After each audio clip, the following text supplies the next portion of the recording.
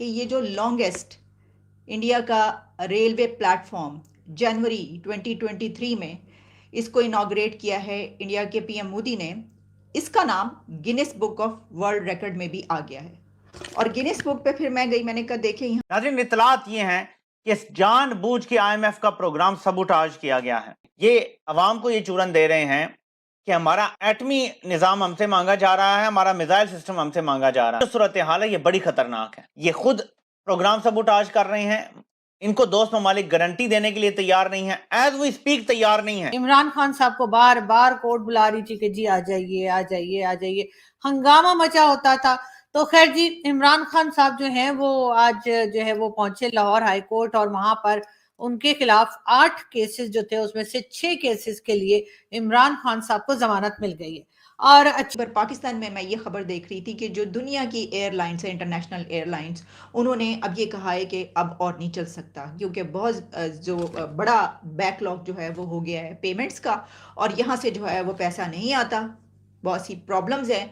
तो पाकिस्तान, लेकिन अगर आप हमारे बयानात सुने सियासी, और खास तौर पे मैं आपको भी कोट करता हूं हमारे फॉरेन मिनिस्टर का बयान कि हम डिसअपॉइंटेड हैं कि आईएमएफ डिले कर रहा है, हम सैलाब से हिट हुए हैं, मैं ये अर्ज करना चाह रहा हूं कि वो सिंपथी की बेस पर या हमारी पॉलिटिकल स्टैंडिंग की बेस पर ये अब चीजें नहीं होंगी।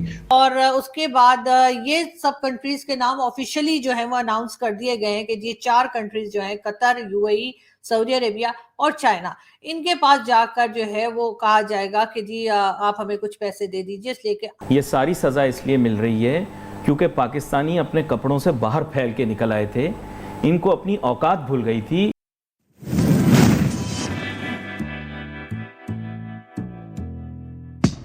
जय हिंद दोस्तों, जैसा आपको पता पाकिस्तान में इस समय इकोनॉमिक क्राइसिस चल रहा है, जिसकी वजह से पाकिस्तान में काफी ज्यादा महंगाई है। इसी बीच पाकिस्तान को आईएमएफ की तरफ से कर्जा मिलने वाला था, जो कि आईएमएफ ने इतनी ज्यादा शर्तें लगा दी कि पाकिस्तान आईएमएफ की शर्तों को पूरा नहीं कर पा रहा है। जैसे कि आईएमएफ ने शर्त लगाई कि पाकिस्तान अब से कोई भी लॉन्ग रेंज की मिसाइल नहीं बनाएगा। इसके बाद पाकिस्तान के फाइनेंस मिनिस्टर इसाक डार ने यह निर्णय लिया कि अब वह आईएमएफ से कर्जा नहीं लेंगे और वह अपने दोस्त मुल्कों के सामने कटोरा लेके भीख मांगेंगे। आईएमएफ के कर्जा ना मिलने से पाकिस्तान में काफी ज्यादा महंगाई बढ़ गई है। तो चलिए दोस्तों, इस पर पाकिस्तानी मीडिया का रिएक्शन देखते हैं। अगर आपको यह वीडियो अच्छा लगे तो प्लीज चैनल को सब्सक्राइब जरूर करें। शेयर करना चाहती हूँ कि हम कितनी तेज रफ्तारी के साथ तरक्की कर रहे हैं। हम और हमारे हमसाये जो हैं उनके बीच में एक रेस लगी हुई है, और इस रेस में कौन जीता ये अब हमें देखना है। लेकिन रेस है किस चीज़ की, ये मैं आपको बताना चाहती हूँ। तरक्की की है रेस, जाहिर है कि प्रोग्रेस और हम डेवलपमेंट की, कि India is adding 10,000 kilometre of highway per year. The length of the road network has increased from 3,81,000 kilometers in 2014 when Modi was elected to 7,29,000 kilometers this year. Over the same period, the number of Indian airports has doubled. ये जी दी economist से लेकर और आपको international organisations, media outlets पे ये खबर कई जगहों पे मिलेगी। तो हमने कहा ये क्या है, तो हमें पता ये चला कि ये जो लॉन्गेस्ट इंडिया का रेलवे प्लेटफॉर्म जनवरी 2023 में इसको इनॉग्रेट किया है इंडिया के पीएम मोदी ने, इसका नाम Guinness book of world record में भी आ गया है।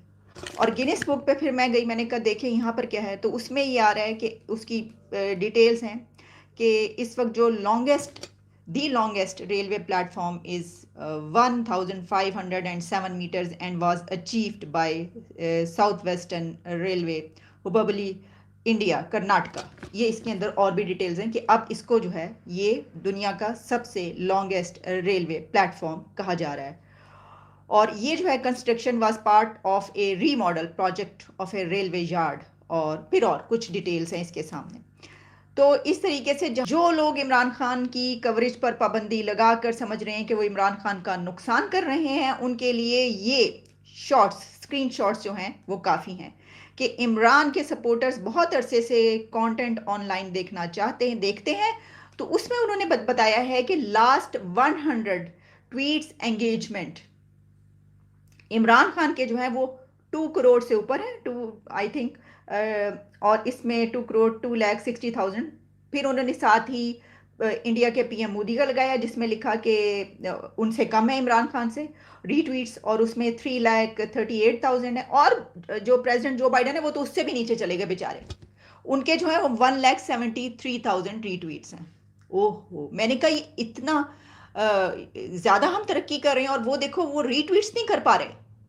उनके तो जो लीडर्स हैं, प्रेसिडेंट जो बाइडन की ट्वीट्स जो हैं रीट्वीट्स, वो इमरान खान से कम हैं। पीएम मोदी की रीट्वीट्स इमरान खान साहब से कम हैं। अच्छा, तो फिर इसके ऊपर हमने उनको ये कहा कि ऐसा है कि प्रेसिडेंट बाइडन और पीएम मोदी को आपने बीट कर दिया रीट्वीट्स में, और उन्होंने आपको बीट कर दिया प्रोग्रेस और डेवलपमेंट में, मुल्क की तरक्की में। तो हिसाब बराबर हो गया। क्या मुस्तकबिल है, हमारा फ्यूचर क्या है। यानी जब हम ऐसी कोई खबर सुनते हैं और हमें ये पता चलता है कि ये जनाब अब ये हो गया है, तो अब इसमें तरक्की हो गई, जैसे उन्होंने बताया कि एयरपोर्ट्स जो हैं वो भी डबल हो गए हैं, तो जहाँ ये हुआ है वहीं पर पाकिस्तान में मैं ये खबर देख रही थी कि जो दुनिया की एयरलाइंस है, इंटरनेशनल एयरलाइंस, उन्होंने अब ये कहा है कि अब और नहीं चल सकता, क्योंकि बहुत जो बड़ा बैकलॉग जो है वो हो गया है पेमेंट्स का, और यहाँ से जो है वो पैसा नहीं आता, बहुत सी प्रॉब्लम्स हैं।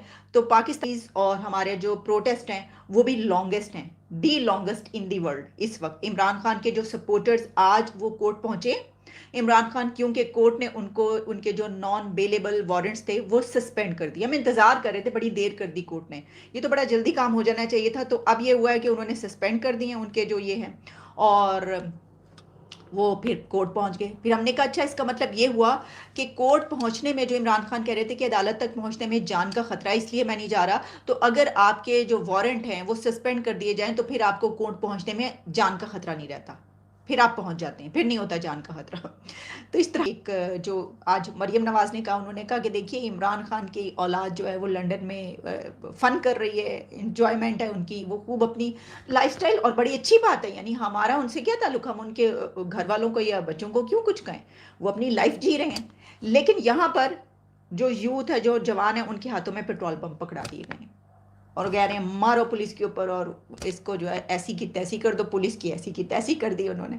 हमारे सबसे लॉन्गेस्ट रैलीज और जो प्रोटेस्ट हैं वो हमारे हैं, उसमें हम जीत गए हैं, और दी लॉन्गेस्ट रेलवे प्लेटफॉर्म और एयरपोर्ट्स एंड प्रोग्रेस डेवलपमेंट, इसमें हमारे हमसाए हम पे बाजी ले गए।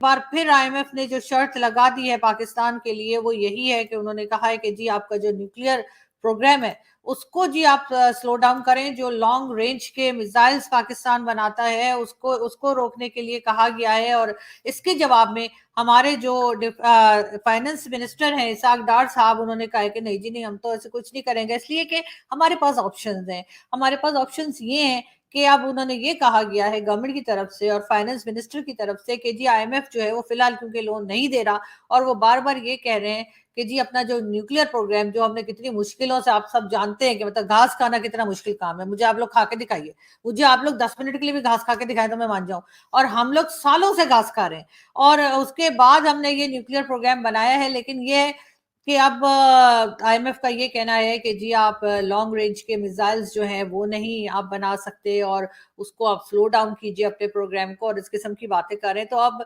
करें तो क्या करें, पैसे भी तो चाहिए ना। अब वो आईएमएफ के पास जो है वो 1 बिलियन के लिए हम खज्जल ख्वार हो रहे थे, तो अब हमने सोचा कि वो छोड़ देते हैं और हम जाते हैं फ्रेंडली कंट्रीज। फ्रेंडली कंट्रीज कौन होती है जी? फ्रेंडली कंट्रीज वो होती है जो हमें पैसा देते हैं। वो फ्रेंडली कंट्री जो हमें पैसा नहीं देगी वो हमारी दुश्मन है।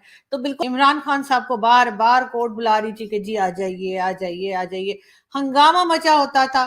तो खैर जी, इमरान खान साहब जो हैं वो आज जो है वो पहुंचे लाहौर हाई कोर्ट, और वहां पर उनके खिलाफ 8 केसेस जो थे उसमें से 6 केसेस के लिए इमरान खान साहब को जमानत मिल गई है।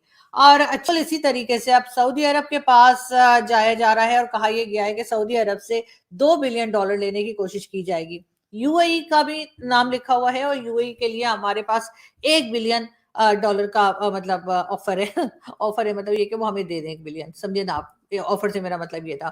इसके साथ साथ जी ये भी कहा जा रहा है कि कतर की तरफ भी जाया जाएगा, और कतर के लोगों से भी या कतर की जो गवर्नमेंट है उससे भी यही कहा जाएगा कि लाओ जी 1 या 2 बिलियन तो ढीले करो। और साथ साथ जी चाइना की तरफ भी बात की जा रही है। अब चाइना वाले वैसे बिलियन तो नहीं देते, लेकिन मिलियन जरूर दे देंगे।